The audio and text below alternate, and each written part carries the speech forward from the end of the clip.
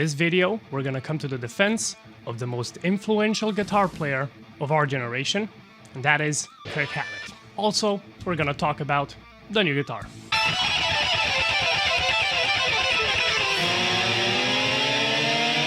So a stupid argument I hear a lot about Metallica as a band is that Dave Mustaine shouldn't have left, they should have continued on with him because he was a better lead guitar player and all that shit. And I am right here to tell you that Metallica would not have had the same success without Kirk Hammett. Let's deep dive a little bit, not into the solos, but the riffs he wrote.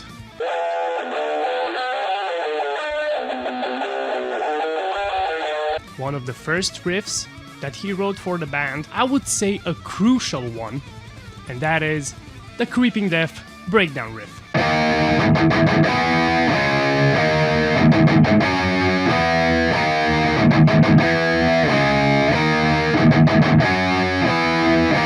Can you even imagine Creeping Death without that breakdown section? Of course you can't.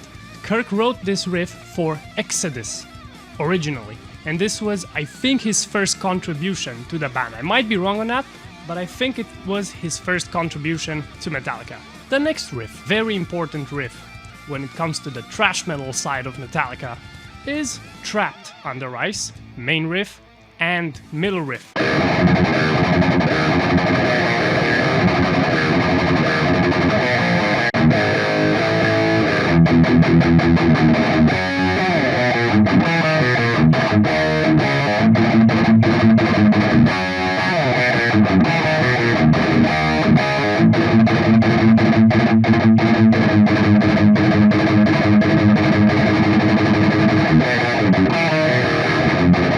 Imagine Ride the Lightning without that riff, not the same album. Also, speaking of Trapped Under Ice, man, his solos on Trapped Under Ice really fit the song. It's a straight up thrash classic, and his licks depict that. Really fast solos. A little melodic, but not that melodic. It's just ripping, dude, like ripping fast solos. Check this one out.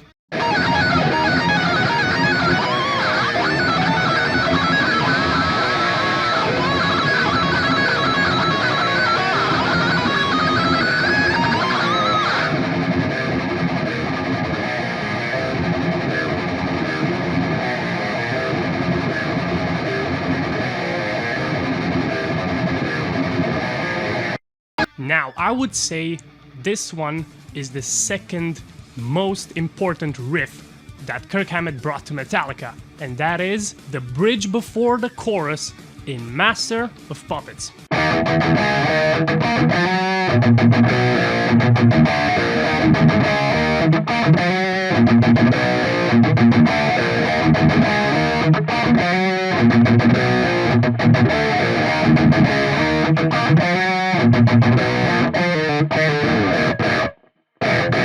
Imagine Master of Puppets without that part, man. You can't, dude. That part, I think, is a little more memorable than the chorus of the song, which is rare for a song in general, right? But the bridge is what makes Master of Puppets Master of Puppets. Like James going come crawling faster and then going into the riff again. And then the whole crowd going, "Obey your master!" Dude, it's so good. It's so good. Such a good riff. Now, imagine Metallica without Master of Puppets, right? They would not have gone to where they are. I don't want to get into every single riff that Kirk Hammett wrote, but I'm just gonna go into like some key riffs that made the band who they are, right? Kirk Hammett is such a huge identity piece for Metallica. So you can't really make those arguments like, oh my god, this guy is a better guitar player, therefore better for Metallica. No, that's not how this works, man. A band is not just who is technically better, right? It's also who writes the best riffs and all that shit. I mean, yeah, Dave Mustaine had some great riffs written, I'm not even gonna lie to you, dude. For example, when I heard Tornado of Souls for the first time, man, this riff right here.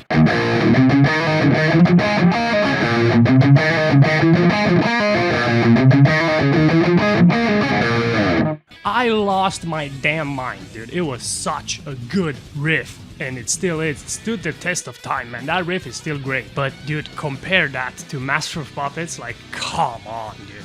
Come on. And a lot of Megadeth fans would say, oh my god, it's better than Master of Puppets. No, it's not. I'm sorry, it's not. Let's move on to Disposable Heroes, the fast riff.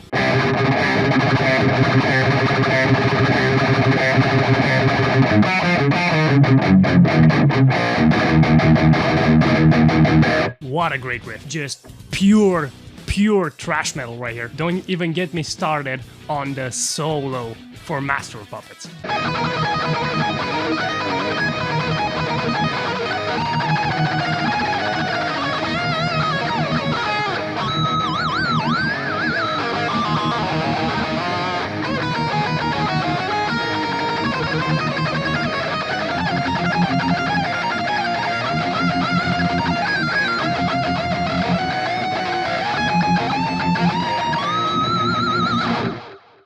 What a lick, man. Just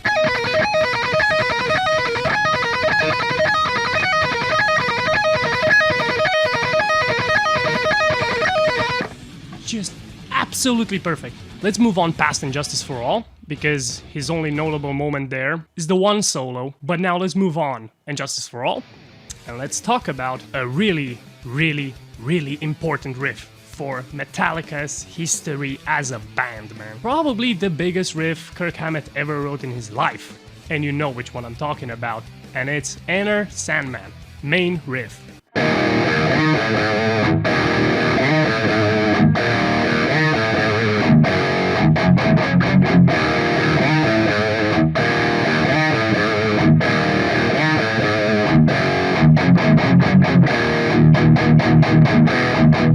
So fucking cool. He didn't write it this way though. He wrote it this way.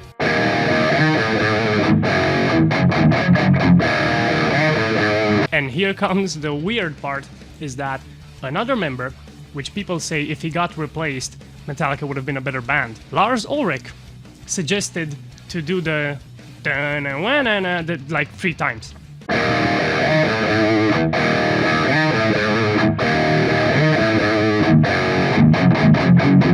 And Enter Sandman was born. Their biggest song, besides Nothing Else Matters, I guess, but originally though, Enter Sandman had way bigger success than Nothing Else Matters. So I count Enter Sandman as their biggest song, because it also defines the sound of the band as well. Because Nothing Else Matters doesn't really do that. Moving on later, Kirk helped a lot with making Load and Reload bearable for the fans that were disappointed in those records. Main riff in Fuel.